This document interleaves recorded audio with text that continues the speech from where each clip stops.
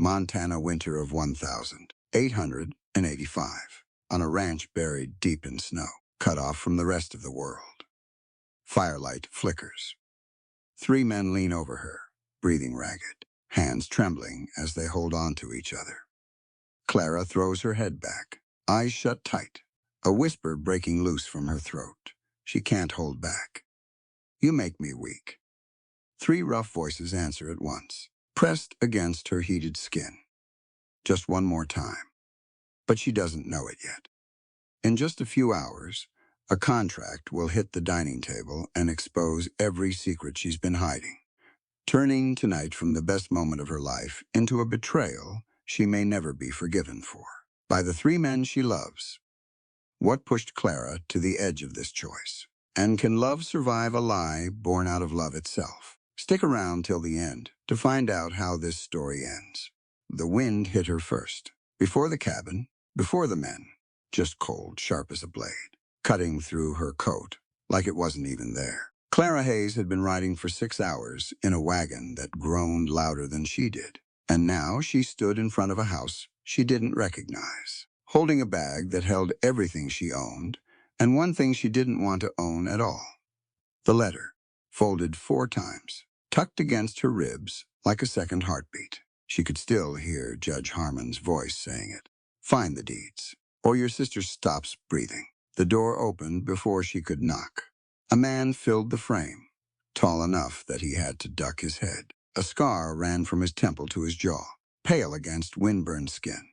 His eyes moved over her once, quick, like he was checking for danger before he even said hello.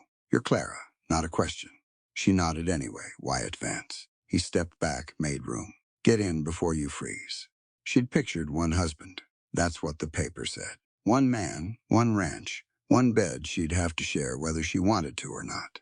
She'd made peace with that ugly math on the stagecoach, staring out at snow that never stopped falling. She hadn't pictured 3. They stood in the front room like a wall built out of men. Wyatt closest to the door. Behind him, a leaner one with kind eyes and ink-stained fingers. A book still open on the table, like she'd interrupted him mid-sentence. And by the fire, a third, younger, restless. Boots propped up until he saw her and dropped them fast, standing so quick his chair scraped the floor. "This is Elias." Wyatt nodded at the reader. "And Bo, the restless one." "Ma'am." Bo's voice came out rough, like he didn't use it much for politeness. Clara didn't move. 3 brothers, 3 sets of eyes on her, and every instinct she owned told her to brace for what came next. She'd been braced for it since she was 17. You learn to read a room fast when the wrong read costs you something. But nobody reached for her. Elias closed his book. "You must be starving." "There's stew." Bo said nothing, just watched her boots, soaked through, and disappeared toward the back of the house, without a word. It was Wyatt who finally moved, picking up her bag before she could stop him. He didn't grab her arm, didn't touch her at all, just walked, and waited to see if she'd follow. She followed. What else was there to do? He led her down a narrow hall to a door at the end, opened it, and stepped aside so she could see in first. A bed, a washstand, a small fire already going, like someone had lit it hours ago, just in case. "This is yours," Wyatt said. She waited for the rest, the part where he told her what that meant, what she owed for it. Instead, he reached into his coat and pulled out a brass key, pressed it into her palm, closed her fingers around it himself. "You are a free woman under this roof," he said. "The door locks from the inside. No man crosses this threshold without your word. Not me, not my brothers. Nobody." Clara looked down at the key, like it might turn into something else in her hand. "A trick, a test," she said, before she could stop herself. Wyatt's jaw tightened, just slightly. Because a woman ought to feel safe in her own room. Don't matter how she got here. He left her standing there, door open, key warm in her fist. And for a long moment, Clara didn't do anything at all. Just stood, listened to the fire crack, listened to her own breathing, slow down for the first time in days. Bo came the second time from the fire, without saying a word. She thought of the letter against her ribs, thought of her sister's face, 6 years old, too small to understand why Mama's friend was tying her up in the back room of Harmon's house. thought of the deed she was supposed to find. Hidden somewhere in this house full of men who'd just handed her a locked door and called it kindness. Guilt landed in her stomach, heavy as a stone dropped down a well. She closed the door, turned the key herself, listened to it click. Outside, the blizzard kept coming, throwing snow against the window in fistfuls, burying the road she'd come in on, burying any chance of leaving until spring decided to show up. Clara sat on the edge of the bed, pulled the letter out, read it one more time by firelight, though she already knew every word by heart. Find what Harmon wants, or your sister pays for it. She folded it back up, slid it beneath the mattress, hands shaking just slightly. 3 brothers. 1 winter. A secret she'd have to keep warm right alongside herself, because the alternative was a little girl in Harmon's house. Paying a price Clara wasn't willing to let her pay. Outside her door, she could hear them moving through the house. Low voices, the clink of dishes, nothing that sounded like men waiting to collect on a bride they'd bought sight unseen. Clara lay back against the pillow, key still clutched in her hand, and for the first time in longer than she could remember, let herself close her eyes, without listening for footsteps in the hall. Morning came gray and quiet, the kind of gray that meant the storm wasn't finished, just resting. Clara woke to the smell of coffee and bacon drifting under her door, and for a moment she forgot where she was. Then she remembered the key still in her fist, the letter under the mattress, and the weight of both settled back into her stomach like stones dropped one after another. She dressed quickly, pinned her hair the way her mother taught her, and told herself the same thing she'd told herself on the stagecoach. Find the deeds. Get through it. Get Molly back. The kitchen was warm when she stepped in. Elias stood at the stove, sleeves rolled up, moving with the kind of care most men saved for horses or rifles. Not eggs. Sit, he said, not looking up. You've earned it just for surviving that ride. She sat. Bo was already at the table, working through a plate like he had somewhere to be. Wyatt stood by the window, watching the snow, arms crossed, a rifle leaning against the wall behind him like it belonged there the way a chair did. Storm's not done, he said. Might be another 2 days before the road's clear enough to travel. 2 days.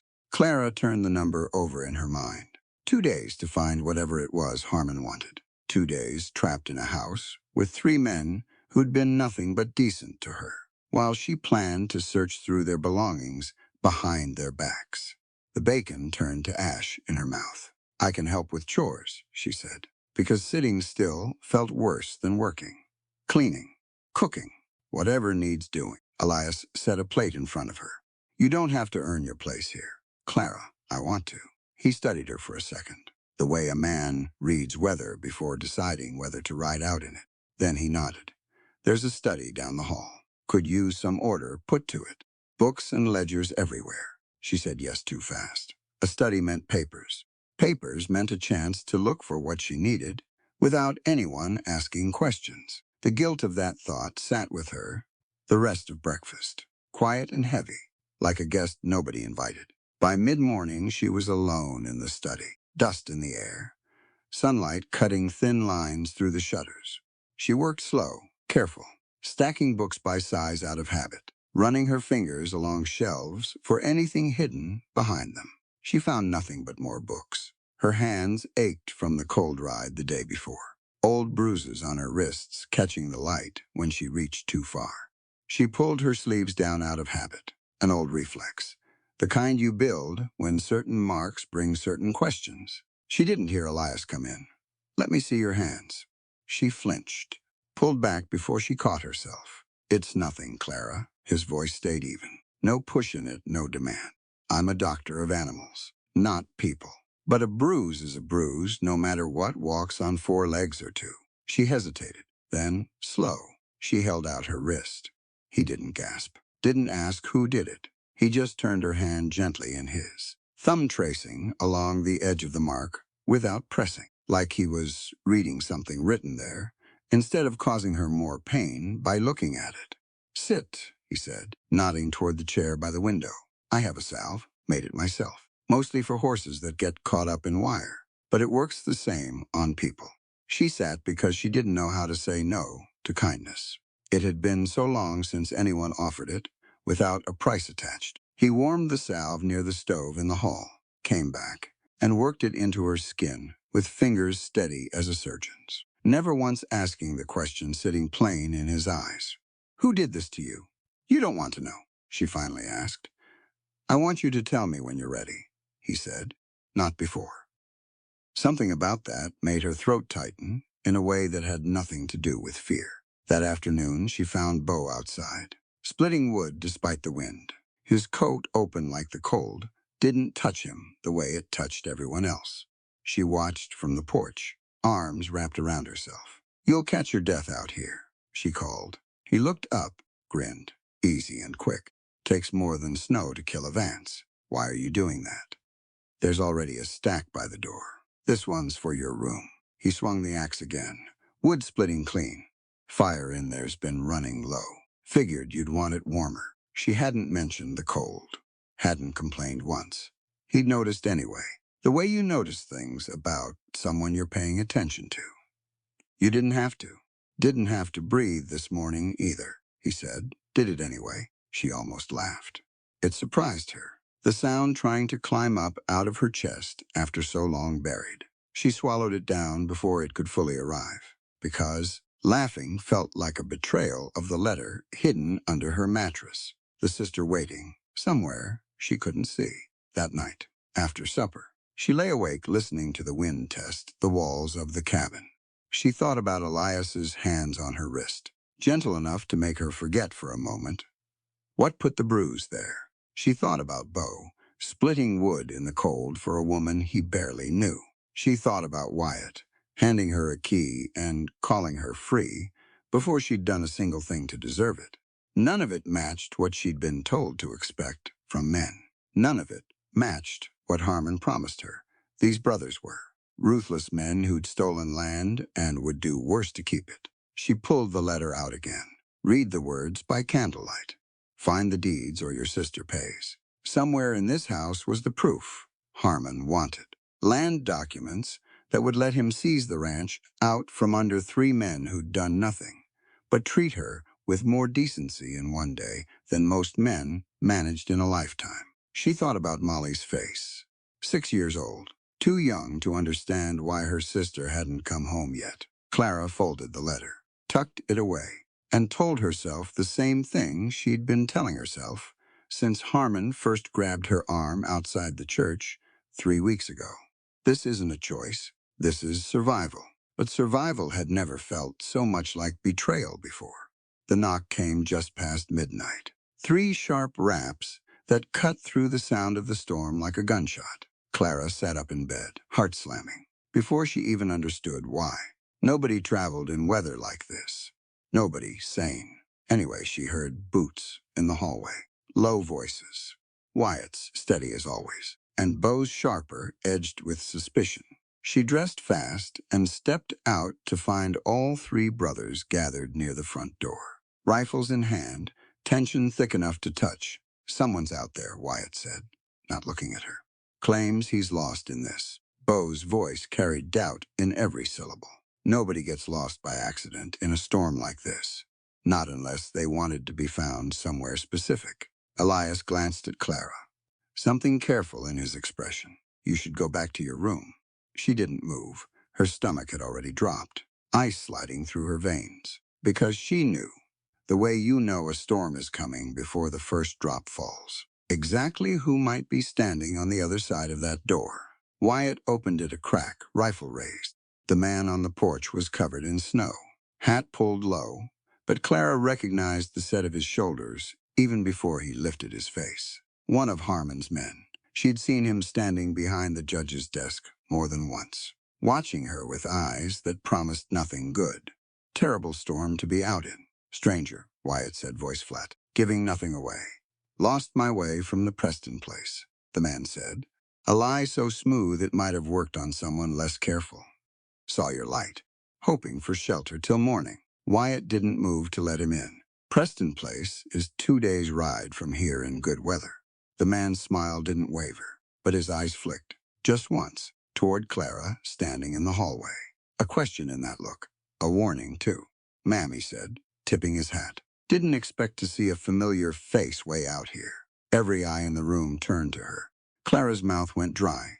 She could feel Elias watching her, feel Wyatt's attention sharpen like a blade finding its edge. She had seconds to decide, and every option in front of her led somewhere she didn't want to go. "We shared a stagecoach," she said, forcing her voice steady. "A few days back. I didn't catch his name properly." The lie tasted like copper in her mouth, bitter and wrong. "Jim," the man supplied. Too quick, too eager to back her story. Small world. Wyatt studied Clara for a long moment. She made herself hold his gaze, made herself believe her own lie hard enough that maybe he would, too. "Barn's got room," Wyatt finally said, turning back to the man. "You can bed down there till the storm breaks. House stays for family. Not warm, not friendly, but not turned away either, because even suspicion didn't override decency out here. Not when a man's life might depend on shelter."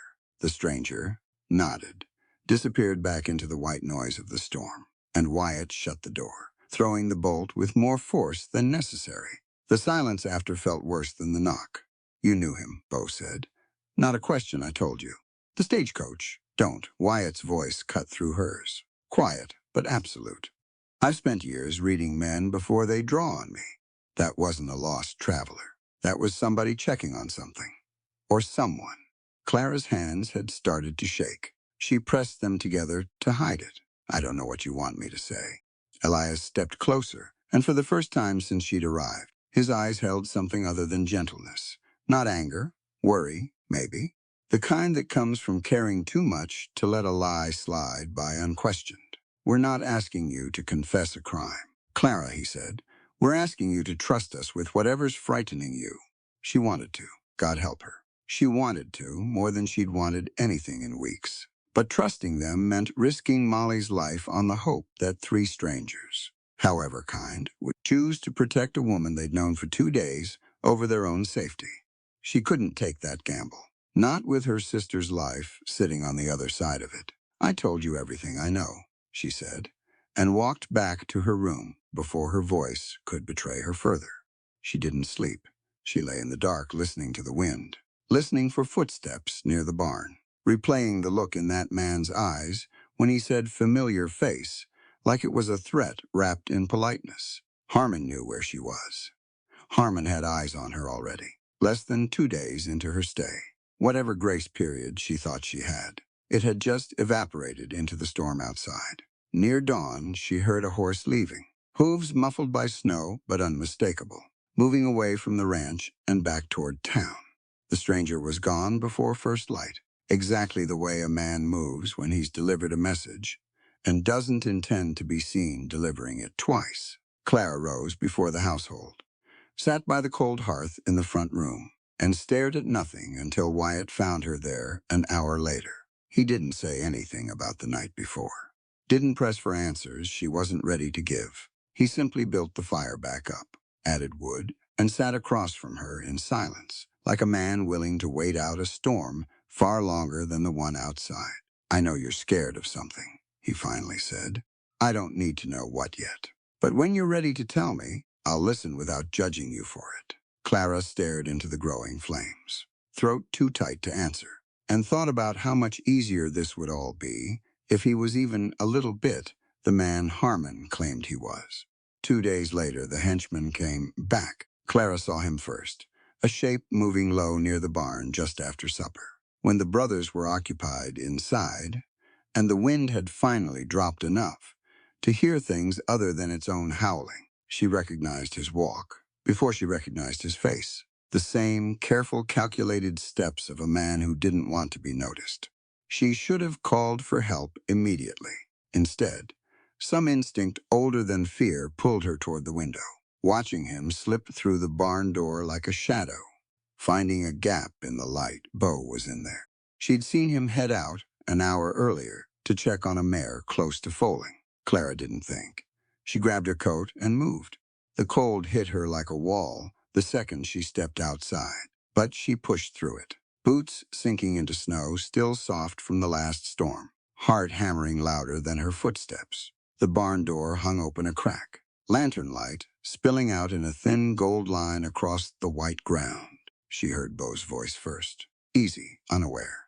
Talking low to the mare the way he always did. More comfortable with animals than most people managed with each other. Then she saw the second shadow, crouched near the loft ladder, revolver raised, aimed at Beau's unprotected back. There was no time for a plan, no time for anything but movement. Clara grabbed the pitchfork leaning against the barn wall, the same one she'd walked past a dozen times without ever once considering it a weapon, and swung it with everything she had. The tines caught the man's shoulder, spun him around, the revolver firing wide into the rafters instead of into Beau's spine. Wood splintered somewhere above them.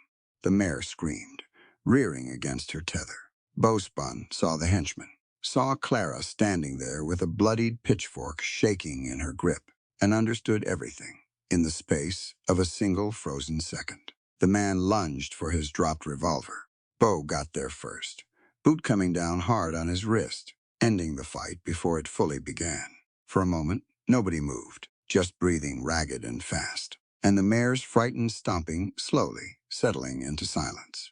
Clara, Beau's voice came out rough, disbelieving. You just saved my life. She looked down at her hands, at the blood on the pitchfork, at the man groaning on the ground, clutching his shoulder, and felt her whole body start to shake, adrenaline finally catching up to what she'd just done. Wyatt and Elias arrived seconds later, drawn by the gunshot, rifles ready, faces carved from stone until they took in the scene. The henchman on the ground, Beau alive, Clara standing over both of them, pale as the snow outside, weapon still in her grip. He was going to shoot Beau, Clara said, voice shaking. I saw him aim, and I didn't think, I just moved. Wyatt crossed the barn in 3 strides, took the pitchfork gently from her hands, and set it aside before pulling her against his chest, without a word. She hadn't realized how badly she needed that until she felt his arms close around her, solid and unshaking. A wall against everything trying to knock her down. You did good, he murmured against her hair. You hear me? You did good. Elias knelt beside the wounded man, checking the injury with the same careful hands he'd used on Clara's bruised wrist. Professional, even in the face of an attempted murder. He'll live. Barely. Beau hadn't moved from where he stood, staring at Clara like he was seeing her clearly for the first time. Why, he said. Why would you run out here for me? You don't even know me that well yet. Clara pulled back from Wyatt's arms just enough to meet Beau's eyes. Because I couldn't stand there and watch someone die when I could stop it. It wasn't the whole truth. The whole truth involved Harmon and Molly, and a letter hidden beneath her mattress that explained exactly why this henchman had come sneaking around their barn in the first place. But it was true enough. True in the way that mattered most in that moment.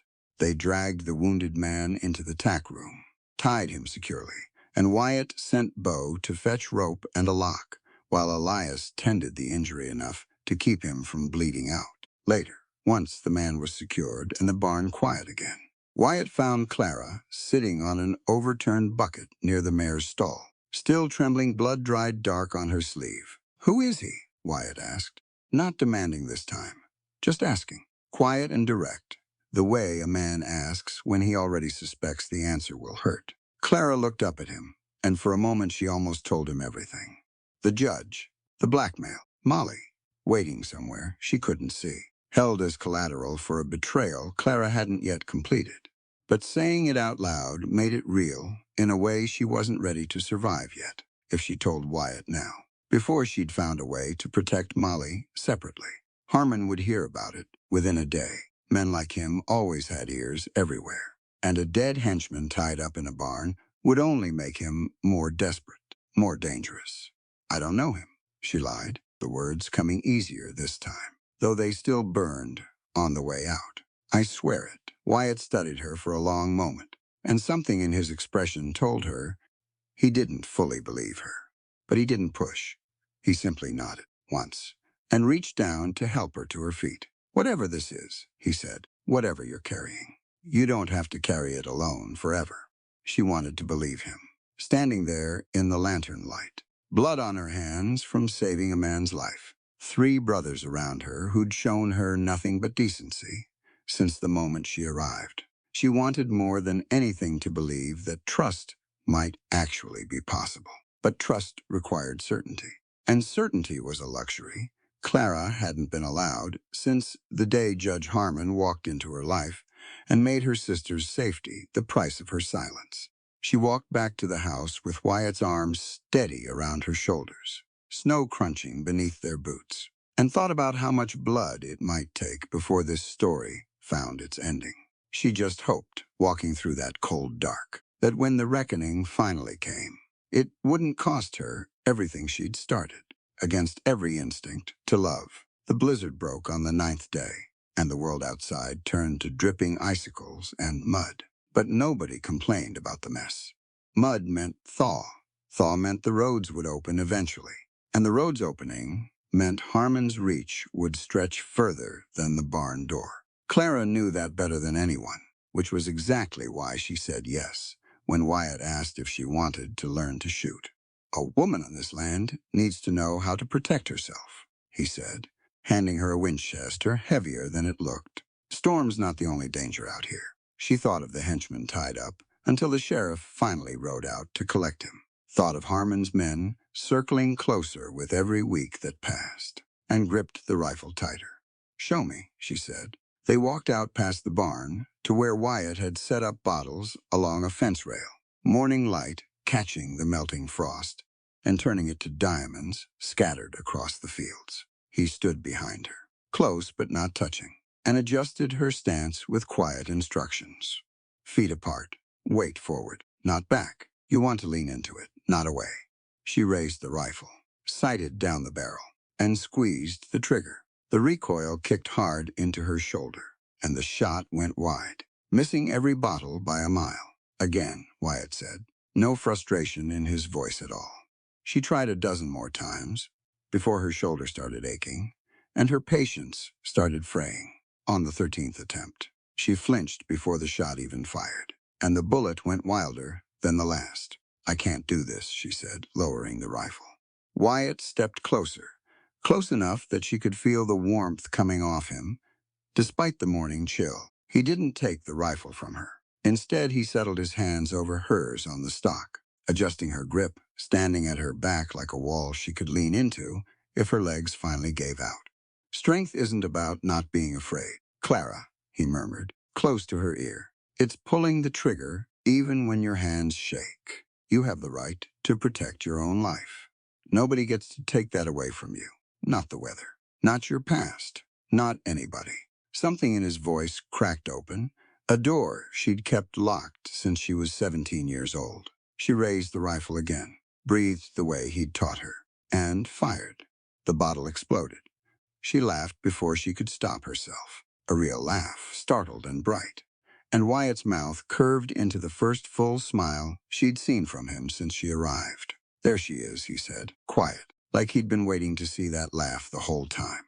They practiced for another hour until her arm ached and her aim had improved, enough that she hit 4 out of 6 bottles on her final round, walking back to the house, rifle slung over her shoulder, like she belonged with it there. Clara felt something loosen in her chest that had been wound tight for weeks.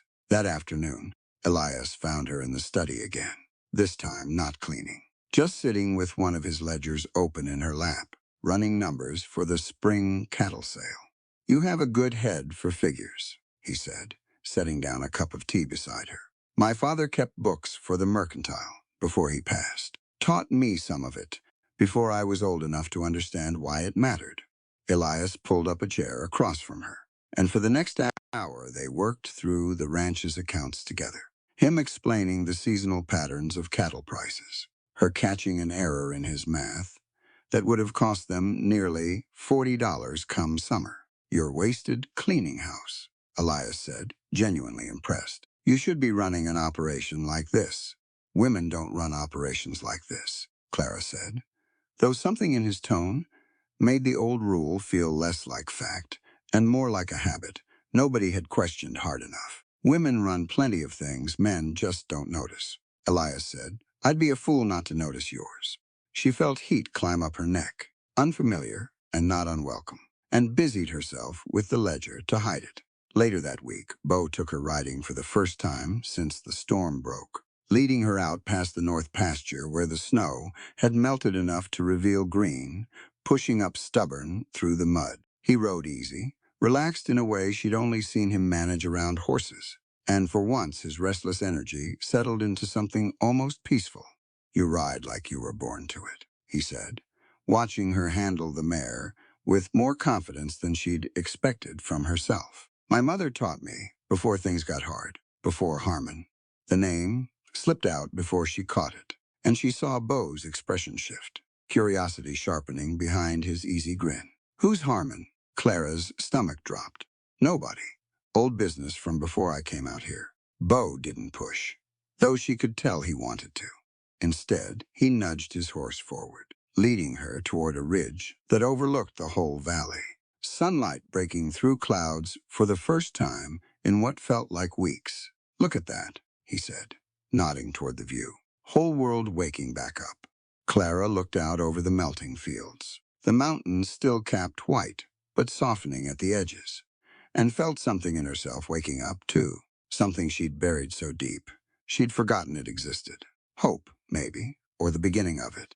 They laughed together on the ride back, Beau telling stories about breaking his first horse at 14, getting thrown so hard he'd seen stars for an hour afterward. Clara found herself laughing harder than she had in years, the sound coming easier each time, like a muscle finally remembering how to work. That night, getting ready for bed, Clara stood at her door for a long moment, key in hand, remembering the promise Wyatt had made that first night. "No man crosses this threshold without your word." She thought about Wyatt's steady hands guiding hers on the rifle, Elias's gentle patience with her wrist, with her mind, treating her intellect like something worth respecting. Beau's laughter on the ridge, easy and warm, chasing away shadows she'd carried for weeks. She set the key down on the nightstand and left the door unlocked. It wasn't surrender. It was trust, small and fragile, but real. Growing in a place she'd thought Harmon had frozen solid years ago. 2 weeks passed, and the ranch bloomed with them. Spring came in earnest by the third week, mud giving way to new grass, the mountains shedding their snow in slow, steady streams that fed the creek running past the western pasture. Clara worked alongside the brothers now, not out of obligation, but because the ranch had become something close to home, closer than anything she'd known since her parents passed. But the letter stayed hidden beneath her mattress, and every evening she thought about Molly, about Harmon's patience running thinner with each passing week, about the reckoning she knew was coming. No matter how much she wished it wouldn't, she loved them, all three of them, in different ways that had somehow grown into one enormous feeling she didn't have words for.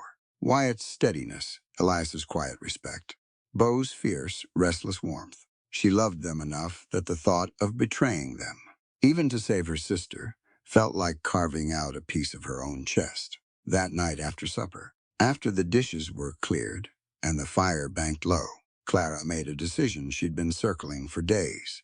She found Wyatt first, standing on the porch watching the stars the way he did most nights. Rifle within reach out of habit, more than fear these days. "Wyatt," he turned, and something in her voice must have told him this wasn't an ordinary conversation, because his whole posture shifted toward her, attentive in a way that made her breath catch. "I don't know what tomorrow brings," she said, voice steady despite the trembling underneath it. "I don't know what any of this becomes, but tonight I want to be here, with you, with all of you, not because anyone expects it, because I choose it." Wyatt studied her for a long moment, searching her face for hesitation, for doubt, for anything that would make him step back instead of forward. He found none. "You're sure?" he said, voice rough. "I've never been more sure of anything." He reached out slowly, giving her every chance to change her mind. And when she didn't, his hand found her jaw, tilting her face up toward his, with a gentleness that made her chest ache. "Then let's go inside," he said, "where it's warm." Elias and Beau were waiting in the front room, and something passed between the three brothers, unspoken but understood. 3 men who'd shared everything their whole lives, now facing something that required all of them to move together. Careful and unified, Clara, Elias said softly. You don't have to do anything you're not ready for. I know. She looked between the 3 of them, these men who'd given her a key and called her free before she'd earned it, who'd shown her more decency in weeks than most people managed in years. I'm ready. What followed was slow, unhurried, every step forward matched by a question, spoken or otherwise, giving her every chance to pause, to breathe, to choose again and again that this was what she wanted. Wyatt's hands were careful over old scars she'd hidden for years, tracing them like something worth honoring instead of something to be ashamed of. Elias's attention stayed patient and thorough, learning her the way he learned everything, with a scholar's care and a healer's tenderness. Beau's warmth wrapped around her like the fire he'd built specially for her that first snowbound night, fierce and steady all at once. There was no rush in any of it, no demand. Just 3 men who'd waited for her trust before asking for anything more. And a woman finally letting herself be wanted, without fear attached to the wanting. Later, tangled together in the dark, the weight of the last few weeks finally broke loose inside her chest. Every wall she'd built since Harmon first grabbed her arm outside that church crumbling at once. She hadn't expected to feel this exposed. Hadn't expected loving 3 men equally, completely, would strip her down further than anything Harmon ever threatened her with. You make me weak, she whispered, fingers tangled in dark hair, voice breaking on the confession. 3 voices answered her, low and rough against her skin, unified in a way that felt like a vow none of them had planned to make out loud, yet somehow needed to say anyway. Just one more time. She gave herself to that moment fully, memorizing the warmth of the fire, the solid comfort of 3 bodies around her, the particular kind of safety she'd never known existed until this house, this family, this impossible arrangement that had somehow become the truest thing in her life. She fell asleep surrounded by them, and for the first time in longer than she could remember. She didn't dream about Harmon at all. Morning brought the sound of horses. Clara woke slow, warm, tangled in blankets and the lingering comfort of the night before, until she heard Beau's sharp voice from the front room, tense in a way that yanked her fully awake. Riders coming up the road. 6 of them. She was dressed and in the front room before her mind fully caught up to her body, dread pooling cold in her stomach. The moment she looked out the window and saw the man leading the group, Judge Harmon. He rode with the confidence of a man who'd never once faced a consequence he couldn't buy his way out of. The local sheriff, trailing beside him, looking distinctly uncomfortable with whatever business had brought them out this far. Clara, Wyatt said low, watching her face. You know him. It wasn't a question this time. She couldn't answer before the front door opened without invitation. Harmon stepping through it like he owned the place already, cold eyes sweeping the room until they landed on her. Miss Hayes, he said, smiling in a way that made her skin crawl. I was starting to wonder if you'd forgotten our arrangement. The room went utterly silent. Clara felt every eye turn toward her, felt the weight of Wyatt's confusion, Elias's dawning understanding, Beau's building fury, all crashing down at once. What arrangement? Wyatt said, voice gone dangerously flat. Harmon reached into his coat and produced a folded paper, tossing it onto the dining table with theatrical carelessness. Perhaps Miss Hayes would like to explain, or perhaps I should save her the trouble. Elias reached the paper first, unfolding it with hands that had gone stiff and careful. Clara watched his face change as he read, watched horror and betrayal chase each other across features that had shown her nothing but kindness for weeks. This is a contract, Elias said, voice hollow, for information about our land deeds. She's been spying on us. Beau's voice cracked with disbelief. This whole time, everything, all of it, was just Beau. Clara's voice came out broken, desperate. Please, let me explain what. His eyes had gone glassy with hurt, worse somehow than if he'd been shouting. That last night meant nothing, that you were just finishing the job. That's not true. Her voice shook, tears burning behind her eyes. None of what happened between us was a lie. But this is real, Elias said, holding up the contract. And for the first time since she'd met him, his gentleness had gone cold, distant, a door closing that she didn't know how to force back open. This is exactly what it looks like. Harmon watched the scene unfold with obvious satisfaction, a man enjoying the destruction he'd engineered from a safe distance. The judge's daughter left me an assignment. Find the deeds hidden somewhere on this property, or her little sister suffers the consequences. Isn't that right, Miss Hayes? The truth landed in the room like a physical blow. Clara saw the moment. Wyatt's expression shifted, understanding sliding into place beside the betrayal, though his eyes stayed hard, unreadable, giving nothing away. Is that true? Wyatt said, quiet and lethal. Your sister? Yes, Clara whispered. He's holding her. He said if I didn't find the deeds, his voice broke entirely. I couldn't let anything happen to her. I didn't have a choice. There's always a choice, Bo said, bitter. You chose not to tell us. Because telling you would have gotten you killed. The words tore out of her, raw and desperate. Harmon has the sheriff in his pocket, half the county judges too. If I'd told you the truth, you'd have gone after him, and he'd have made sure you all hanged for it. Deeds or no deeds. The sheriff shifted uncomfortably by the door, saying nothing, confirming everything with his silence. Harmon smiled wider. Touching, though ultimately irrelevant. Miss Hayes failed to complete her assignment, which means our arrangement now defaults to a more direct solution. He nodded toward the sheriff. I believe there are grounds to search this property for stolen documents, given the credible information provided by my associate here. There's nothing stolen here, Wyatt said, voice like iron. We'll see about that. Harmon's gaze slid back to Clara, cold and calculating. You'll accompany me? Of course, Miss Hayes. Given your cooperation in this matter. Clara understood immediately what he meant. If she stayed, refused to go. Harmon would have every excuse to turn this search violent, to claim resistance, to justify whatever came next. With legal cover, the brothers couldn't fight against. And Molly would pay the price for a rescue attempt gone wrong. She looked at Wyatt, at Elias, at Bo, three men who'd shown her more love in a few weeks than she'd known in years, and made the only choice that kept them alive. I'll come with you, she said, voice steady despite the devastation clawing through her chest. Leave them alone. I did what you asked. I found nothing, because there's nothing to find. Let them be, Clara, no.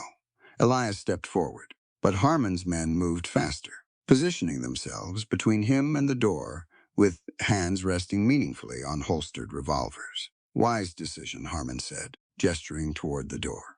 Shall we? Clara forced herself to look at each brother once more, memorizing their faces, terrified. This might be the last time she ever saw them. I never lied about loving you, she said quiet, meant only for them. That was the only true thing in all of it. Then she walked out the door beside Judge Harmon, spine straight, chin high, playing the part of a woman who felt nothing at all, while inside, everything she'd built over the past few weeks shattered into pieces she wasn't sure could ever be put back together. Behind her, she heard Bo's voice, raw with pain. Let her go then.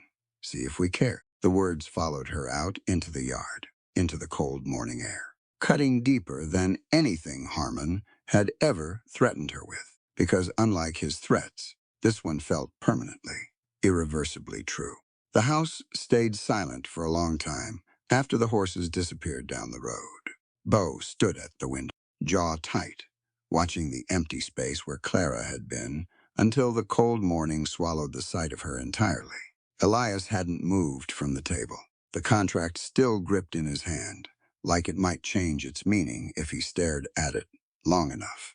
Wyatt said nothing at all, which somehow felt worse than either of his brother's reactions. She's gone, Bo finally said, just like that. Not just like that. Elias's voice came out low, distracted, his mind clearly working through something the rest of them hadn't caught up to yet. Something's wrong here. Wrong. Bo turned, disbelief sharp in his voice.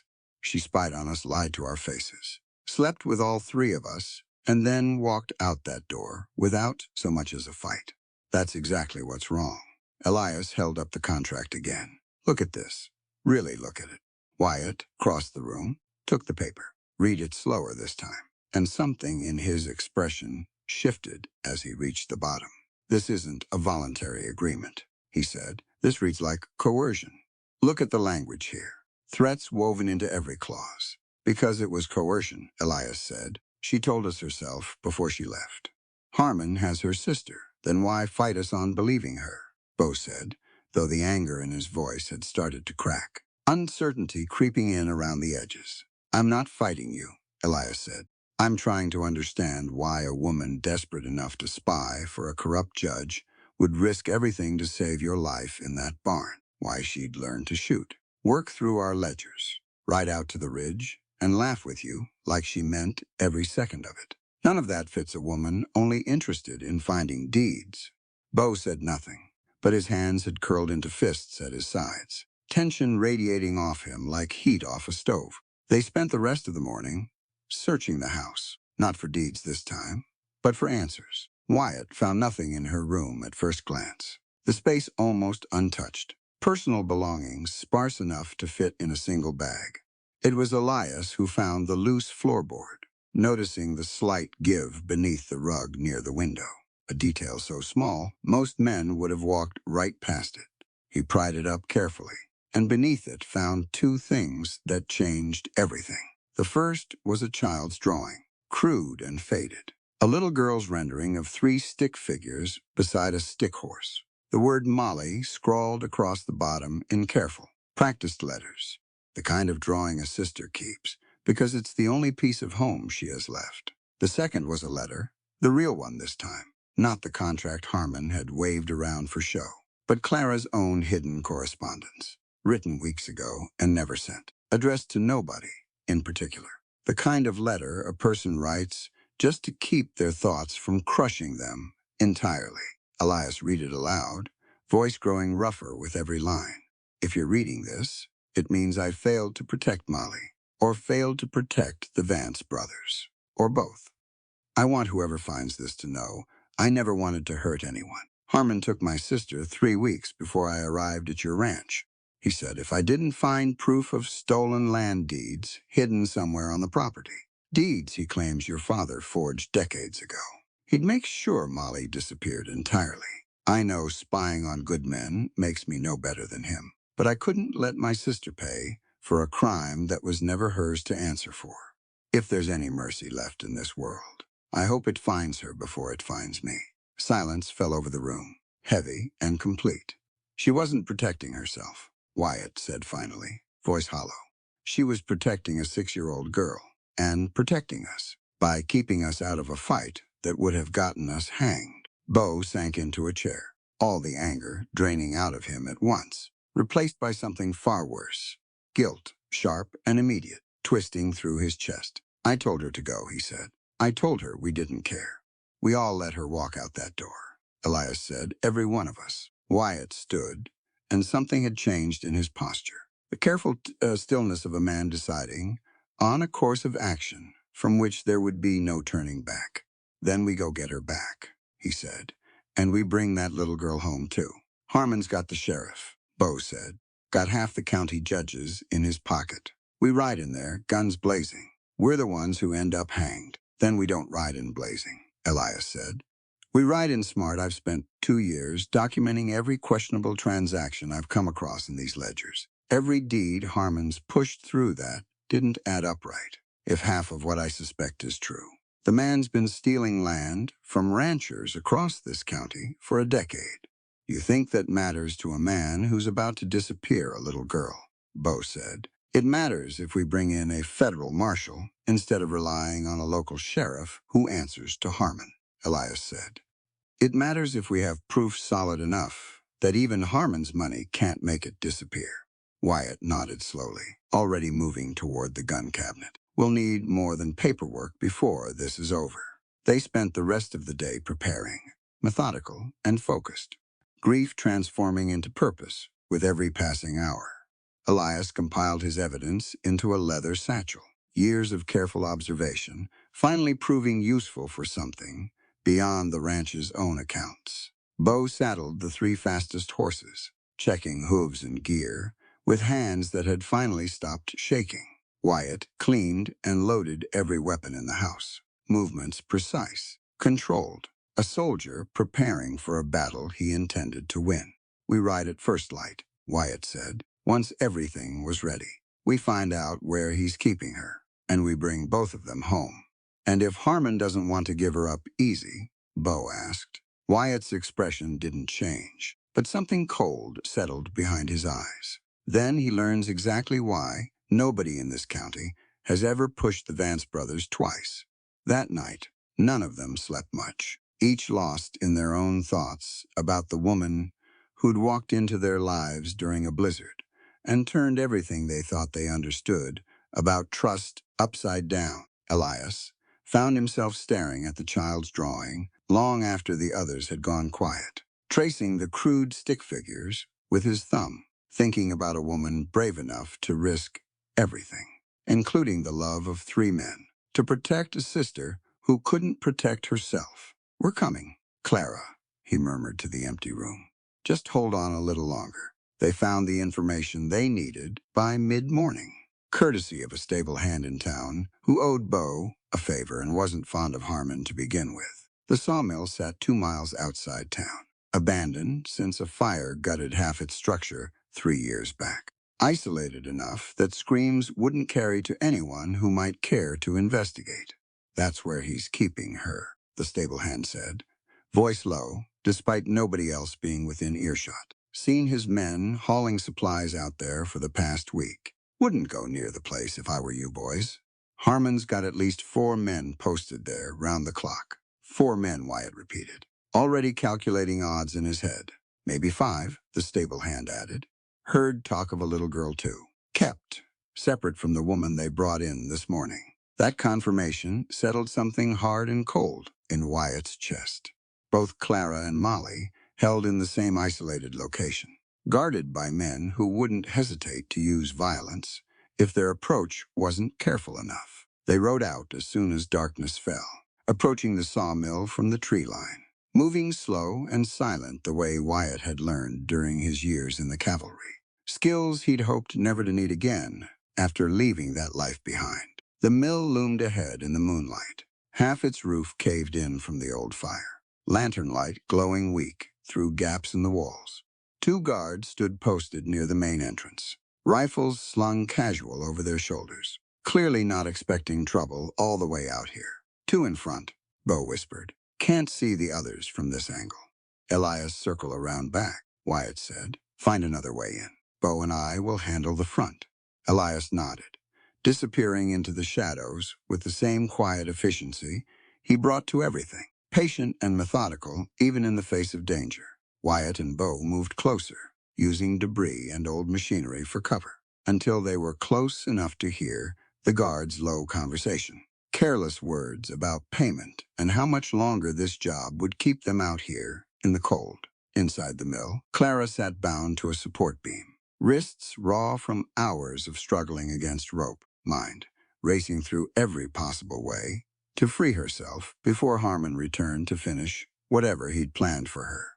She could hear Molly crying somewhere on the other side of a thin wall, the sound tearing through her, worse than any physical pain Harmon's men had threatened. "It's okay, Molly," she called out, voice hoarse from hours of trying to keep her sister calm. "I'm here. I'm not leaving without you." A guard's voice cut through, annoyed. "Quiet in there, or I'll give you something to actually cry about."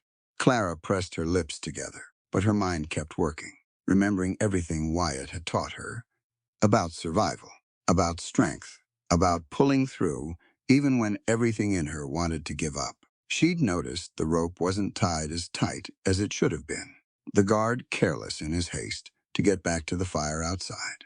She'd spent the last hour working her wrists slowly, patiently, ignoring the burn of rope against raw skin, feeling the knot loosen fraction by fraction.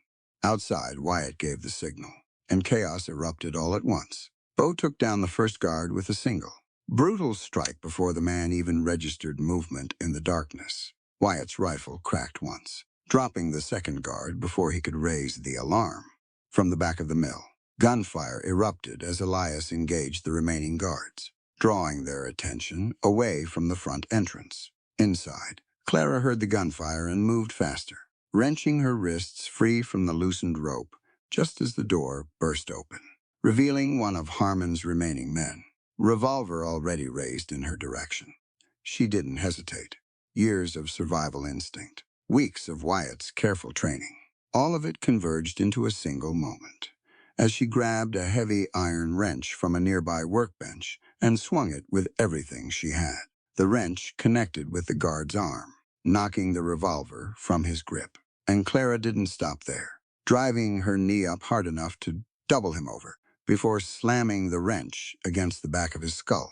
He crumpled to the ground, unconscious, just as Wyatt kicked in the mill's main door, rifle raised, ready for a fight that Clara had already finished herself. Their eyes met across the wreckage of the room, and for a moment neither of them said anything, the weight of everything unspoken hanging thick between them. "You came," Clara finally whispered. "Always," Wyatt said, crossing the room to check her injuries, hands gentle, despite the violence still ringing in the air around them. "Molly," Clara said, already moving toward the thin wall separating them. "She's in there. We have to get her out." Bo appeared in the doorway, breathing hard but uninjured, having handled the remaining guard outside without much trouble. Together, they broke through the flimsy wall separating Molly's small prison from the rest of the mill, and Clara's heart nearly stopped at the sight of her sister, small and terrified, curled in the corner. "Molly." Clara dropped to her knees, pulling her sister into her arms, tears finally breaking free after weeks of forced control. "I've got you. You're safe now." The little girl clung to her, sobbing, small fists gripping Clara's coat like she'd never let go again. Elias appeared moments later, satchel of evidence still secured over his shoulder, a fresh cut above his eyebrow, the only sign of the fight he'd survived out back. "Harmon's not here. Must have left before we arrived."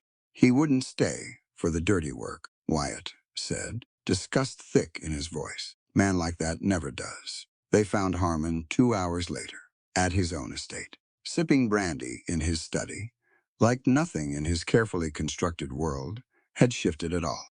That confidence lasted exactly as long as it took Wyatt to kick down his study door, rifle raised, 3 brothers and 1 furious woman standing behind him. "You're finished, Harmon," Elias said, dropping the satchel of evidence onto the judge's desk. "Every fraudulent deed, every stolen parcel of land, every threat you've made against desperate people trying to survive. It's all documented here." Harmon's composure cracked for the first time since Clara had known him. "This is absurd. I'm a federal judge. You have no authority." "We're not the authority," Wyatt said. "But the federal marshal riding in from the territorial capital by morning certainly is. Seems a wire, sent late last night, mentioned some very interesting allegations." Harmon's face went pale, understanding finally catching up to the reality closing in around him. "You can't prove any of this," he said, though the confidence had drained entirely from his voice. "We don't have to prove it," Clara said, stepping forward. Molly's small hand gripped tight in hers. "You already told me everything. Remember every threat, every promise about what would happen to my sister if I didn't cooperate. I remember every word." The federal marshal arrived at dawn, exactly as promised, and Judge Harmon's carefully built empire of corruption and fear finally began its long, overdue collapse. 3 weeks passed before the last of Harmon's associates faced justice. The marshal's investigation, uncovering exactly as much corruption as Elias's careful documentation had suggested. Harmon himself would stand trial in the territorial capital, stripped of his position, and whatever illusion of respectability he'd spent decades constructing. Molly settled into life at the Vance Ranch with the easy resilience of a child who'd survived something terrible and come out. The other side determined to be happy again. She spent her days trailing after Bo while he worked the horses, her laughter ringing across the yard in a way that seemed to heal something in all of them just by existing. Clara watched her sister grow steadier each day, and felt something inside herself growing steadier too. The weight of weeks spent living in fear finally starting to lift. But even as spring bloomed fully around them, mountains shedding the last of their snow, fields turning green and gold with new growth. Clara found herself standing in her room one morning with a bag half packed, old doubts creeping back in, despite everything good that had happened. She'd brought danger to this house, real bloody danger that had nearly gotten Bo killed, that had exposed all three brothers to Harmon's corruption and violence simply because she'd walked through their door as a stranger, with secrets. They deserved a life without that shadow hanging over it. They deserved peace, not a woman who'd once been sent to betray them. She was folding her last shirt into the bag when Wyatt's voice stopped her from the doorway.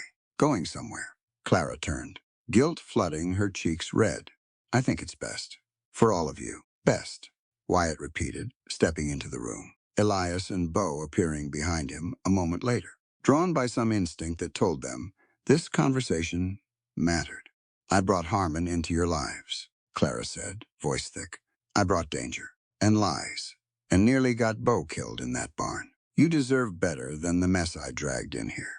You saved my life in that barn, Bo said, stepping closer. And you saved your sister's life at that mill, using skills we taught you because we wanted you strong enough to survive anything life threw at you. That's not a mess, Clara. That's the bravest thing I've ever watched anyone do. I lied to you, Clara said, for weeks, to protect a 6-year-old girl from a man who'd have hurt her without a second thought. Elias said, we understand why now. We understood the moment we found that letter under the floorboard. That doesn't erase the lying, Clara insisted, though her voice had started to waver. Old certainty crumbling under the weight of their patience. Wyatt crossed the room, took the shirt from her hands, and set it back down on the dresser with deliberate care. Nothing about you needs erasing, Clara. Not the lies you told to protect your sister, not the fear that drove you here in the first place. All of it made you who you are, and who you are is exactly who we want standing in this house. I'm not worth the danger I brought you, Clara whispered. You're worth considerably more than that, Elias said, gentle but firm. You're worth a lifetime, if you're willing to give us one. Bo reached into his coat and produced a small wooden box, worn but clearly cared for, the kind of object that had waited through generations for the right moment to matter again. This belonged to our mother, he said, opening it to reveal 3 simple rings, unadorned but solid, forged from the same careful craftsmanship as everything else on the ranch. She always said, love worth having doesn't come with chains attached. Just choice. Clara stared at the rings, throat too tight to speak. We're not offering you a marriage certificate, Wyatt said. Not some legal document that turns you into property under the law, obligated to obedience instead of chosen for love. We're offering you a choice. Stay because you want to. Leave whenever you decide differently. But know that as long as you're here. You're family, not because paper says so. Because we say so, every single day we choose it. Elias took her hand gently. Family isn't blood, Clara. It isn't legal ownership either. It's the people who stand beside you when everything falls apart. You stood beside all 3 of us.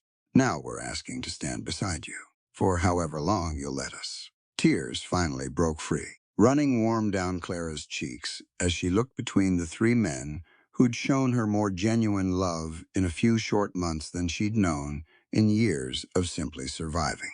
I brought a child into your home, she said, voice breaking. A responsibility none of you signed up for. Molly's already family, Bo said, grinning, despite the emotion thick in his own voice. Told her yesterday I'd teach her to ride properly once she's a little older. She made me promise on my honor as a Vance. Clara laughed through her tears, the sound bright and real, echoing through the room like sunlight breaking through the last of winter's clouds. Then yes, she said. Yes, I choose to stay. Not because I have to, because I want to. More than I've ever wanted anything. Outside, spring continued its steady work across the valley. Fields turning green, creek running full with mountain snowmelt. The whole world waking up fresh and unburdened after a long, hard winter. Clara dropped her half-packed bag onto the floor and walked into the arms waiting for her. 3 men who'd taught her that safety didn't require chains. That strength didn't mean facing everything alone, and that family, real family, was built one choice at a time. Molly's laughter drifted in from the yard outside, mixing with the sound of horses and birdsong and new beginnings. And for the first time since her parents passed, since Harmon first grabbed her arm outside that church, Clara let herself believe completely in a future built entirely on her own terms. She stayed, not out of obligation, out of love, freely chosen, freely given, exactly the way it was always meant to be. Before you go, let's sit with what this story was really about. When she arrives at that ranch, she's not just cold and tired. She's a woman who's learned, the hard way, that trust gets people hurt. Every kindness she's ever been shown came with a price tag attached. So when Wyatt hands her a key and tells her she's free under his roof, her first instinct isn't relief. It's suspicion. She waits for the trick. She waits for the catch. And isn't that so real? How many of us have been handed something good in our lives and immediately started looking for the strings attached? We've been hurt enough times that kindness starts to feel like a setup. Clara's journey isn't really about falling in love with three men. It's about learning, slowly, painfully, that not everyone who's kind to you wants something back. That's the first gift this story hands us. The idea that healing doesn't happen in one big moment. It happens in small ones. A warmed salve on a bruised wrist. A fire built a little higher because someone noticed you were cold. A locked door that nobody tries to open. Trust isn't rebuilt with grand gestures. It's rebuilt one small, consistent choice at a time. Now let's talk about Wyatt, Elias, and Bo, because each of them teaches something different about what real strength looks like. Wyatt shows us that protection isn't about control. A lot of stories, especially old Western ones, love to confuse those two things. The strong man locks the door to keep the woman in. Wyatt locks nothing. He hands her the key. He tells her, straight out, that her safety is not up for negotiation, and neither is her freedom. That's a lesson worth sitting with. Real strength protects without ever demanding ownership in return. Elias shows us patience. He never once pushes Clara to explain her bruises, her fears, or her secrets before she's ready. He simply shows up again and again, offering care without conditions. In a world that often confuses love with urgency, with grand declarations and dramatic gestures, Elias reminds us that sometimes the most loving thing you can do is simply wait, without judgment, for someone to trust you. And Bo, the wild card, teaches us something about joy, about how healing isn't only found in serious, solemn moments. Sometimes it's found on horseback, laughing at a story about getting thrown off a colt at 14. Sometimes joy itself is an act of rebellion against everything that's tried to keep you afraid. But maybe the deepest lesson in this whole story lives inside Clara's lie. She spends most of this story keeping a secret that could destroy everything she's building, and she does it for one reason: to protect someone she loves who cannot protect herself. This is where the story asks us something uncomfortable. What do you do when telling the truth might get the people you love killed, but staying silent feels like betrayal? There's no easy answer here, and the story doesn't pretend there is. What it does show us is that Clara's lie was never selfish. It came from love, wrapped so tightly around fear that it looked, from the outside, exactly like deception.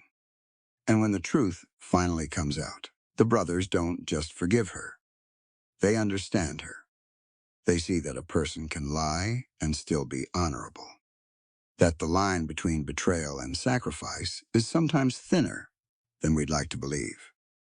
And then there's the ending. 3 rings offered not as ownership, but as choice. In an era when marriage often meant property, when a woman's name legally disappeared into her husband's, this story hands us something quietly radical. Love without chains. Commitment built on daily choice instead of legal obligation. Clara doesn't stay because she has to. She stays because every single day, she gets to choose these people, and they get to choose her right back.